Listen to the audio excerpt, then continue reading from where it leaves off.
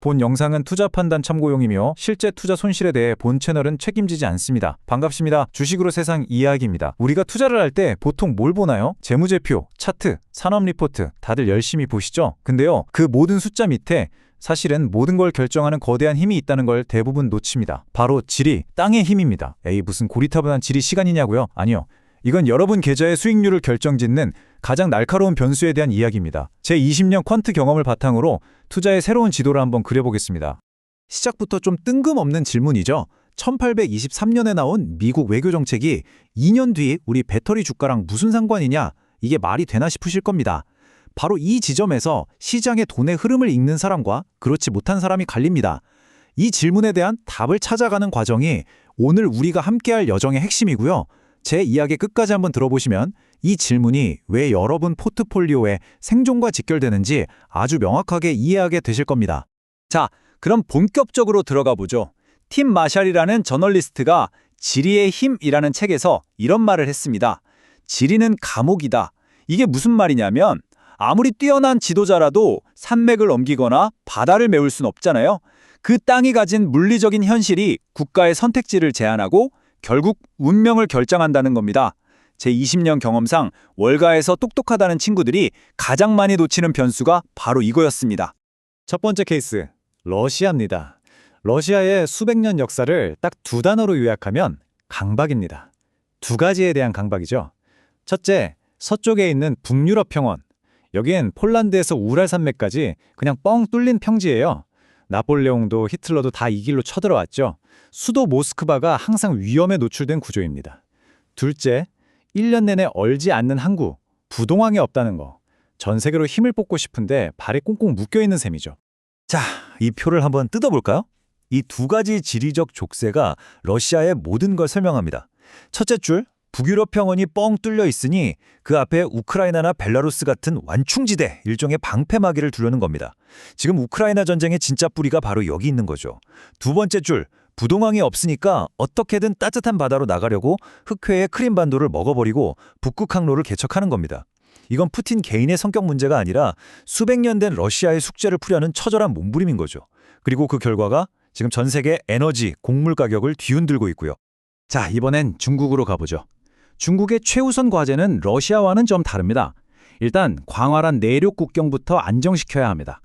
중국이 왜 그렇게 티베트랑 신장에 집착하는지 아세요?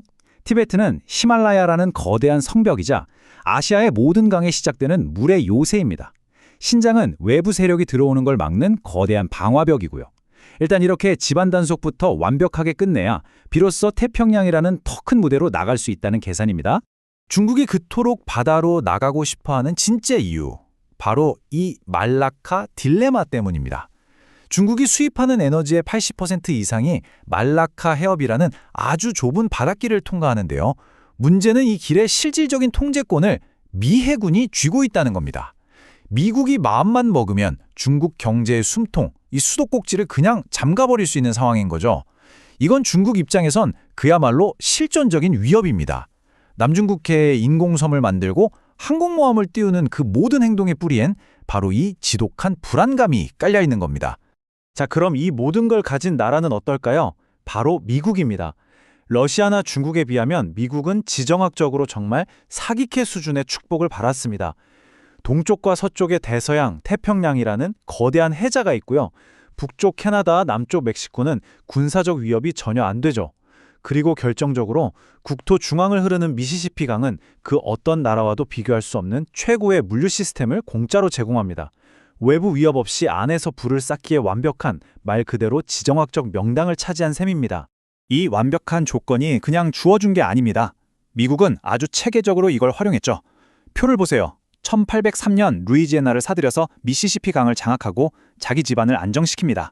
1823년엔 멀로 독트린으로 아메리카 대륙은 우리 구역이니까 유럽은 끼어들지 마!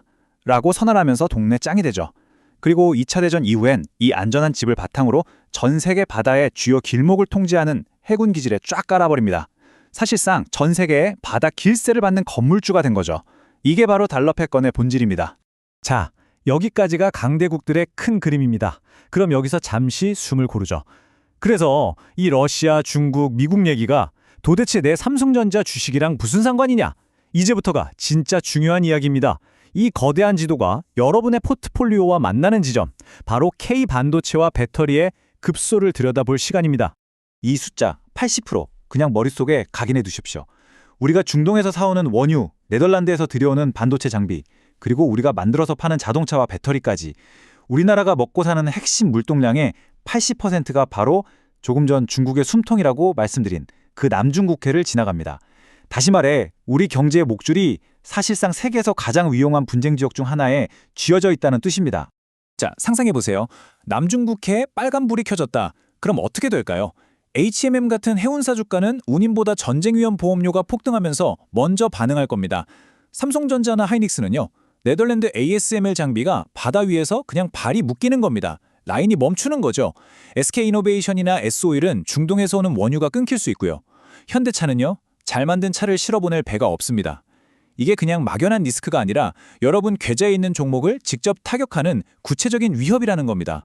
자, 리스크를 확인했죠? 그럼 이제부터가 퀀트의 영역입니다. 막연한 불안감을 구체적인 숫자로 바꾸는 작업이죠. 제 20년 경험상 예측은 신의 영역이지만 대응은 우리의 영역입니다. 그래서 제가 직접 모델링해본 3가지 시나리오와 각각의 확률을 지금부터 공개하겠습니다.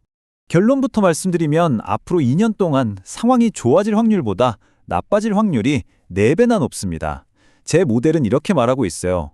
첫째, 전면전까지는 아니지만 군사적, 경제적 마찰이 계속되는 긴장된 대치 상태가 이어질 확률이 50%로 가장 높습니다. 둘째, 국지적인 군사 충돌이 터지는 제한적 충돌 확률이 30%, 마지막으로 기적적으로 상황이 좋아지는 긴장 완화 확률은 20%에 불과합니다. 보시다시피 앞으로는 긴장이 더 높아질 가능성이 압도적이라는 거죠. 그럼 가장 가능성 높은 시나리오 50% 확률의 긴장된 대치 상황이 온다면 여러분 포트폴리오에선 어떤 일이 벌어질까요? 제 모델은 명확하게 이쪽은 사고 저쪽은 팔아라고 신호를 줍니다. LIG 넥스원이나 한화 에어로스페이스 같은 방산주는 당연히 수혜를 보겠죠. 에너지 안보가 중요해지면서 OCI 같은 대체 에너지주도 부각될 겁니다. 반면 HMM 같은 해운주나 아모레퍼시픽처럼 중국에 많이 파는 기업들은 직격탄을 맞을 가능성이 아주 높습니다. 이걸 코스피 전체로 보면 그림이 더 선명해집니다. 가장 유력한 시나리오인 긴장된 대치만 와도 코스피는 5% 정도 조정을 받을 수 있습니다. 만약 30% 확률의 제한적 충돌이 현실화되면 마이너스 20% 급락도 각오해야 합니다. 반대로 운 좋게 긴장이 풀리면 10% 정도 오를 수 있겠죠. 여기서 진짜 중요한 포인트는 뭔가요? 바로 리스크의 비대칭성입니다. 잘해야 10% 먹는데 잘못하면 20%가 깨집니다. 이런 게임에 큰돈을 베팅하시겠습니까? 먹는 것보다 지키는 게 훨씬 중요한 국면이라는 신호입니다. 자, 이제 분석은 끝났습니다. 이제부턴 실전입니다. 이 모든 분석을 여러분의 계좌에 어떻게 적용해서 돈을 지킬 건지 구체적인 행동 계획을 말씀드리겠습니다. 어렵지 않습니다. 딱 4가지만 하시면 됩니다. 첫째, 내가 가진 종목들이 저 위험한 남중국해에 얼마나 목줄이 매여 있는지부터 확인하세요. 둘째, 지정학적 리스크로 최악의 경우 얼마까지 깨져도 내 멘탈이 버틸 수 있는지 최대 손실 한도를 정하는 겁니다. 셋째, 그 리스크를 막아줄 방산주나 에너지주 같은 보험 성격의 자산을 편입하는 거고요. 마지막으로 감으로 투자하는 게 아니라 남중국해의 군사훈련 횟수 같은 핵심 데이터를 보고 기계적으로 대응하는 겁니다. 이걸 더 구체적으로 만들면 이런 자동매매 규칙이 나옵니다. 예를 들어 만약 미국과 중국이 히토류 관세를 10% 이상 올리면 그러면 나는 묻지도 따지지도 않고 2차 전지 비중을 15% 줄인다. 이런 식으로요.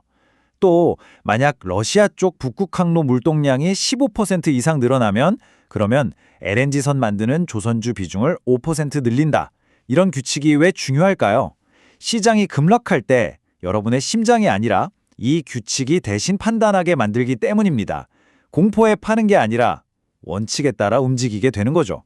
그래서 결론이 뭐냐? 지금 당장 어떻게 해야 하냐고요?